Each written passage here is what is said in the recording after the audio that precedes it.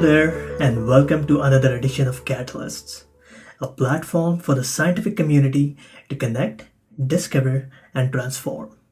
This is your host, Kedar Aris, and today I have the pleasure to connect with Dr. Robert Hitchcock, an associate professor in bioengineering at the University of Utah, as well as an adjunct associate professor in electrical and computer engineering, also at the University of Utah.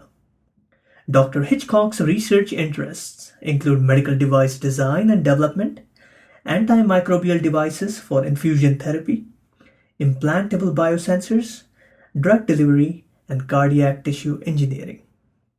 Dr. Hitchcock's research group is strongly driven by translational research with the goal to design medical devices that address unmet clinical needs and bring them to the market in the short term.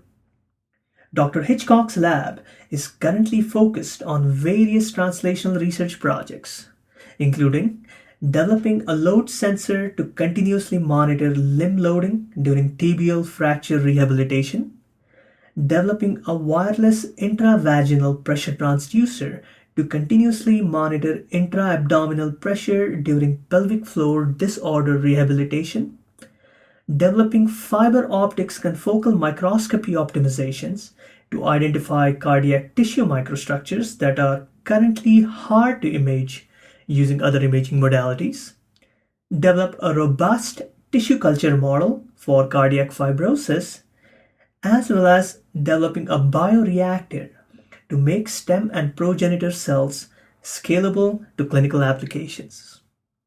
Dr. Hitchcock is an exemplar to the spirit of catalysts. He takes special pride in mentoring his students and building relationships. Not only has he discovered the benefits of collaborative research, but through his connections, he has been able to transform his career as well as the careers of others.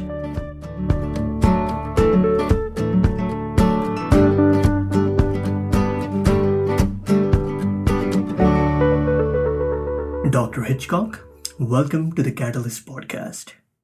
To begin with, can you share with the listeners your experiences as you transitioned out of grad school and the subsequent steps that eventually led to you pursuing an academic career at the University of Utah?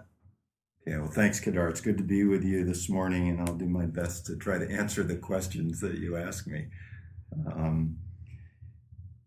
I think we would go back and ask why I decided to go to graduate school. And I think the reason is because I love to learn. I never stopped learning. And when I came to Salt Lake City in 1988, I had been in graduate school for mechanical engineering, and I was all of a sudden working on a project where we were integrating sensing devices into catheters, and I was working on the materials, and I wanted to learn more about biocompatibility and high performance applications in the body. So I took a class on biocompatibility from Henry Kopacek in, 1989 or something like that. And then I liked that. And so I took another class, and I thought, wow, I'll just get a master's degree. And then a couple of changes at work occurred, and I decided to leave in 1995 in order to get a PhD for two reasons. One is because I wanted to try to translate my own ideas into the marketplace, and the other was because I knew that I wanted to go back to work in the medical device industry, and I wanted to operate at a high level.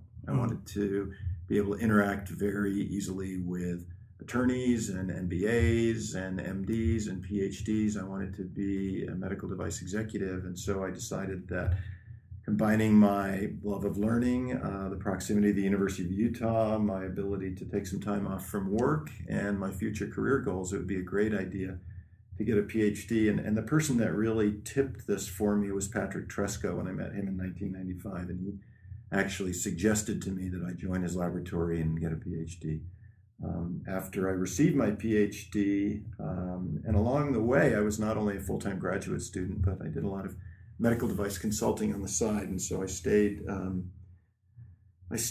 with my industry contacts all through graduate school. And then after graduating, I went to work for a company in Portland, Oregon, and helped them to develop their intellectual property and got them to another point in their business cycle, and then left them to come back to Salt Lake and work for Sorensen Medical. So I worked for Jim Sorensen's company, Sorensen Medical, until 2006, and I was a very happy vice president at Sorensen Medical. I had a great team, and we were developing great products, and we were very successful. When I was asked to join the university in 2005, I turned them down. It was very difficult to think about leaving my job and all of the successes and great people that I worked with. And then they asked me again in 2006, and something happened to me in that year, I suppose, where all of a sudden I saw it as a tremendous opportunity, and that it would be a very, very big challenge for me to leave my position and start at the very bottom of the academic ranks as an assistant professor on a tenure track. And so I really took up that challenge and decided to do that. And when I first started Kedar, I had no idea what I was doing, because I completely changed fields. I couldn't really work on any of the things that I had been working on in industry, because they were all proprietary to the companies that I worked for. I didn't really have anything to work on academically, because I hadn't done a postdoc, and I didn't have any type of track record in terms of publications and proposals. And so I was really starting from scratch, and we took whatever we could get. We got some small grants from the university, and I was very fortunate to be introduced to a couple of clinical collaborators who had problems that they wanted to solve in the clinic. And I got lucky with some of my grad students, and everything slowly started to come together. But it was really because I was swinging at a lot of pitches, and I was trying to do whatever I could to get my lab funded. And as it turns out, I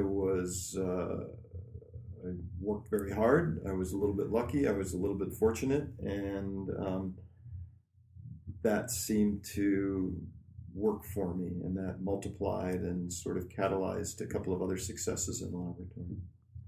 That's amazing, because oftentimes it seems like there is this conventional path after grad school, postdoc, get funding, have a track record of publications, apply for an assistant professorship, get an R1, and then start building your academic career. But I think it's important for anybody to consider that it doesn't make sense to go into academics unless you're going to be unless you can work on something that you're good at. And what does that mean? It means that you can apply the skills and the training and the resources that you have to be impactful, to make a significant difference in the field. And we see people who reinvent themselves all the time, switching from one area of specialty perhaps to another. But I think the most important thing is to have a passionate understanding and a passionate desire to make a difference in the field that you're going into. And so I came from the medical device industry.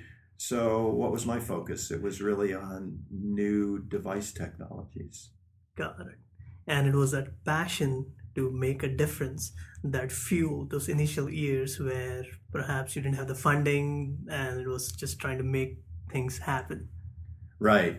And then I was introduced to Vicky Farrar in 2008, and Vicky wanted to start a medical device company, and she knew that I came from the device industry and that I was hungry for some projects. And so we got together on a catheter, an anti-infective device for infusion catheters, and started the company Catheter Connections in 2008. And we developed the technology in my laboratory based on a very simple preliminary design from two nurses at the VA.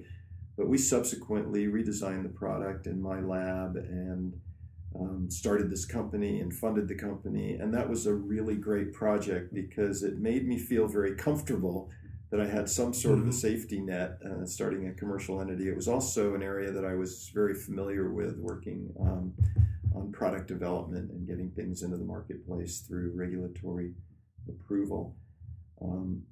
And it also funded the laboratory. So we did the product development. It helped to offset some of my summer salary as well as some graduate student stipends. And it really turned out to be a great project, not only for the laboratory and the students that were tasked with working on the project, but it was really good for the company too. It was a great way to get the company started. So it seems like collaboration has played a major part in establishing your research and driving those startup companies. So my question was, when it comes to collaboration, is that something that you actively seek out as an important element of your research expansion? Or is it something where you wait for people to come to you and say, Dr. Hitchcock, we have something similar interest and perhaps we can work together? I think that there are a lot of different ways to look at it, and there are a lot of dynamics involved depending on the project, the resource, the people who are involved.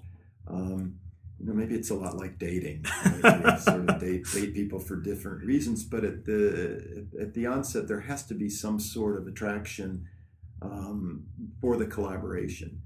What I've found is that I work in medical device technology and new medical technologies, whether those are devices, drug delivery systems, or even tissue engineered products.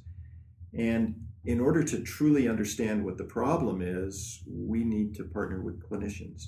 We don't understand, as engineers, we don't understand what the problems are in the clinic. We can go into the clinic and we can perform needs findings and look for unidentified needs and come up with our own ideas, but it's really great to work with doctors who can come to you with an unmet need in the clinic. And so this happens a lot. I work with Ingrid Nygaard, who's a urogynecologist, and she wanted to measure intra-abdominal pressure wirelessly via the upper vagina. And so we developed an insertable device that could be worn comfortably for long periods of time. And we are winding up RO1 this year, and we've made a huge impact in the field by creating a much better understanding of the role that intra-abdominal pressure plays during normal daily activities.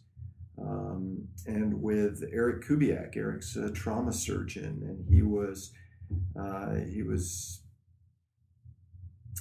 very frustrated because he would perform surgeries on very complex lower leg fractures, but he had no idea what the patients were doing when they were out of the clinic. When he sent them home and they would come back a couple of weeks later, he would x-ray them, and he wanted some sort of a surveillance device, something that could be used to help monitor patients' behavior as well as to help them accommodate partial weight-bearing prescriptions once their bones started healing.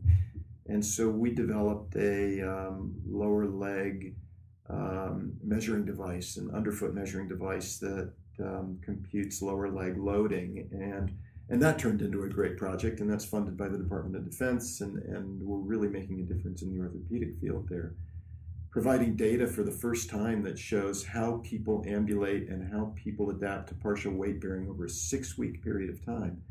And that's not my idea. We came up with a solution, but we didn't know what the problem was. And another project with Aditya Kaza, who's a very talented pediatric cardiothoracic surgeon, our imaging project, where he needs to be able to identify the conductive and non-conductive regions of the heart, and he can't do that with malformed hearts. And so Frank Saxa and I have adapted some fiber optic confocal microscope technology in order to help Dr. Kaza identify these tissues.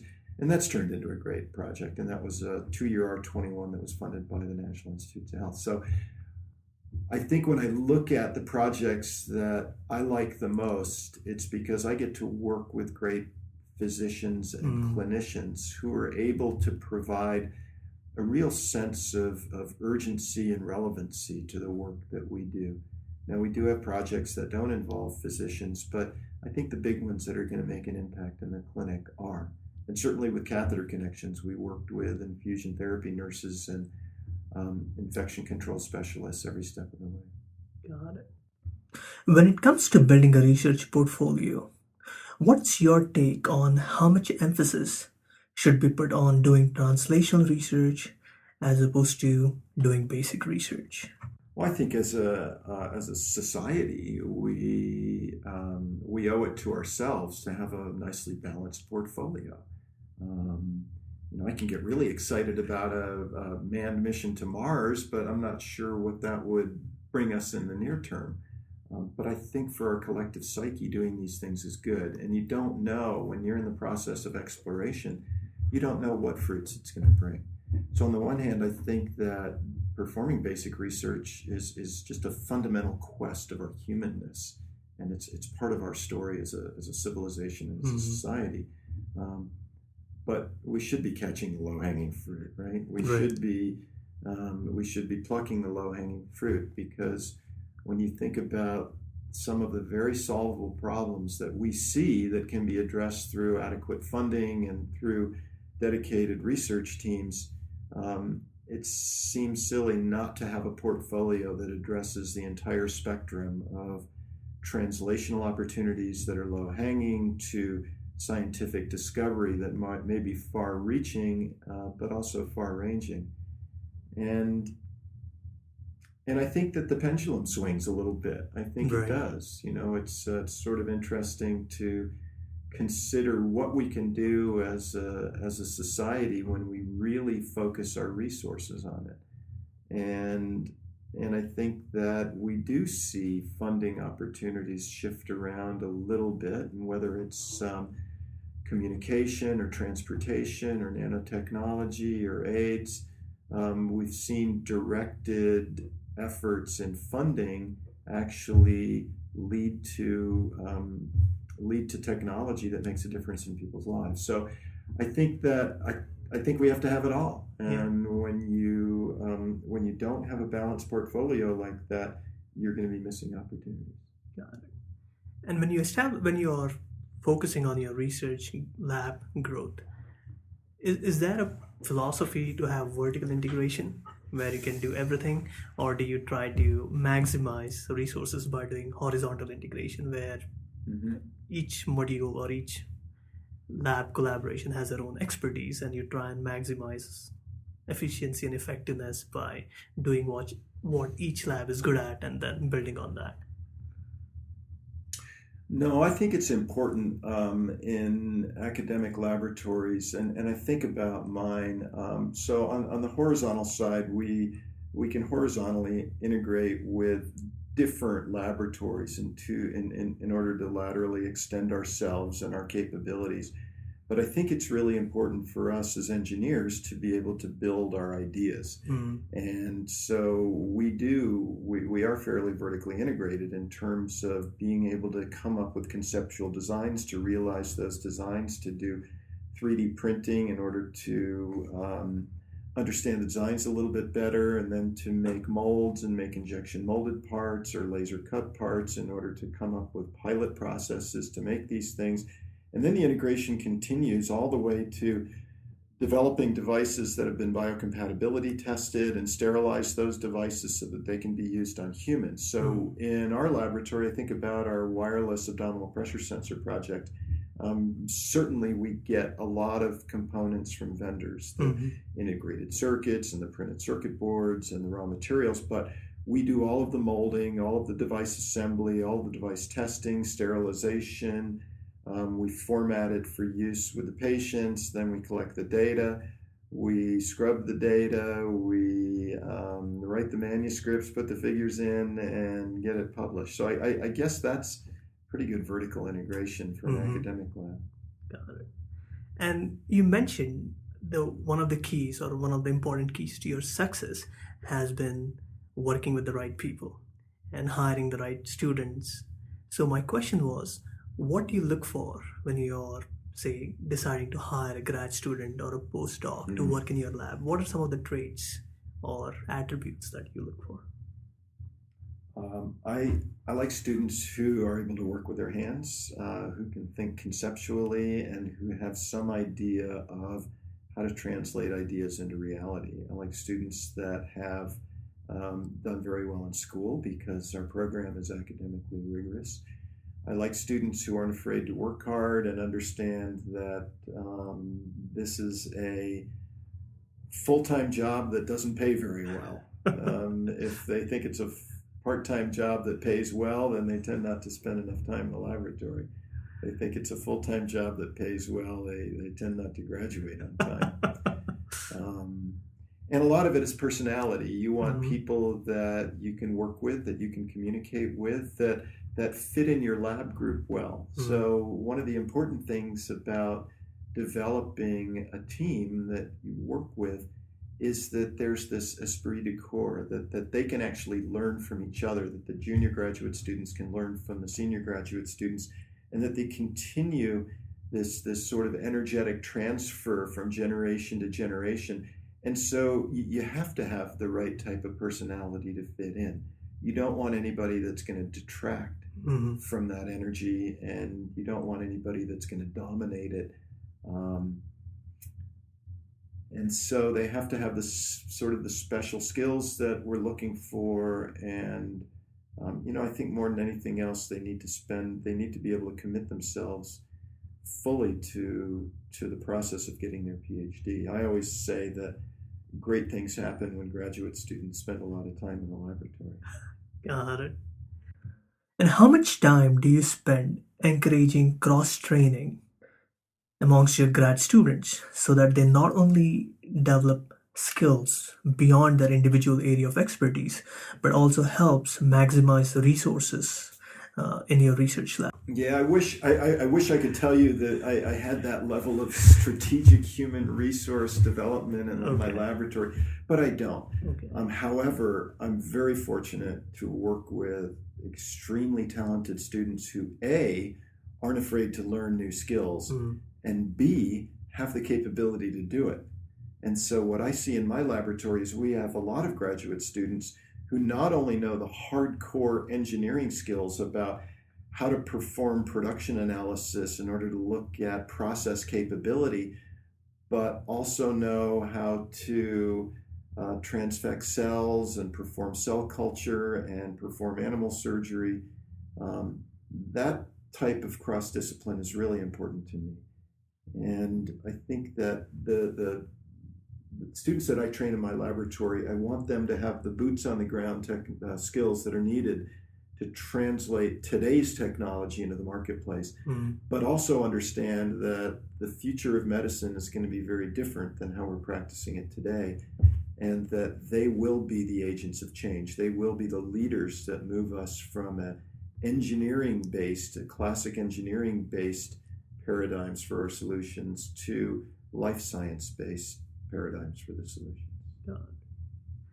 And looking back, you have spent this much amount of time building your research lab. Have you had any experiences or maybe setbacks along the way? And what has been your philosophy to deal with it and move forward? Well, setbacks, certainly technical setbacks, are part of engineering, right? You don't hit the milestones. You need to do another test. The experiments don't work out. I think that's a common denominator for just about any laboratory. But I think the other setbacks are too. So, not getting grants funded, and you've got to realize that 80 to 90% of your grants are not going to get funded. And getting manuscripts rejected. So what I have to do is I just have to let a day or two go by and collect my thoughts and collect my breath and move on. As John White told me, the secret to being successful as an academic is to just have a high degree of determination, a dogged determination, and just to, every time you get knocked down, to be able to get back up. And so I tell myself and I tell my graduate students, it doesn't matter how many times you get knocked down, you just have to be able to get up. One more time. One more time. Got it. And looking back, if you had an opportunity, hypothetically, to go back and do everything again, what would you do more of? Or what would you do less of? That's an interesting question, because I think at the heart of that question, you have to assume that you would like things to be different than they are right now.